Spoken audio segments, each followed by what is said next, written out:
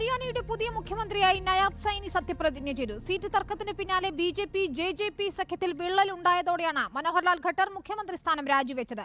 5 JJP എംഎൽഎമാർ ബിജെപിക്കൊപ്പം ചേർന്നു. കർണാലിൽ നിന്ന് ഖട്ടർ ലോക്സഭയിലേക്ക് മത്സരിക്കും.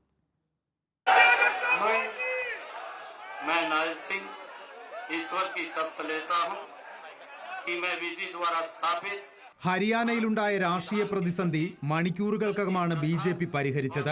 മനോഹർലാൽ ഖട്ടാറിന് പകരം മുഖ്യമന്ത്രിയായി നയാബ് സൈനി സത്യപ്രതിജ്ഞ ചെയ്ത് അധികാരമേറ്റു. ബിജെപി എംഎൽഎമാരായ കൻവാർ പാൽ ഗുജ്ജർ, മുൻചന്ദ് ശർമ്മ എന്നിവരും സ്വതന്ത്ര എംഎൽഎ രഞ്ജിത് സിംഗും മന്ത്രിമാരായി സത്യപ്രതിജ്ഞ ചെയ്തു. ജെജെപിയിലെ 5 എംഎൽഎമാരെ അടർത്തിയെടുത്തും 7 സ്വതന്ത്രരെ ഒപ്പം നിർത്തിയും കേവല ഭൂരിപക്ഷമായ 46 ബിജെപി മറികടന്നു. മനോഹർലാൽ ഖട്ടാർ കർണാലിൽ നിന്ന് ലോക്സഭയിലേക്ക് മത്സരിക്കും. ഹരിയാനയിലെ 10 ലോക്സഭാ സീറ്റിൽ 2 എണ്ണം ജെജെപി ആവശ്യപ്പെട്ടതോടെയാണ് സംസ്ഥാന എൻഡിഎയിൽ പ്രതിസന്ധി ഉടലെടുത്തത്.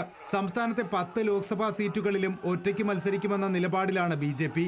റിപ്പോർട്ടർ, ദില്ലി.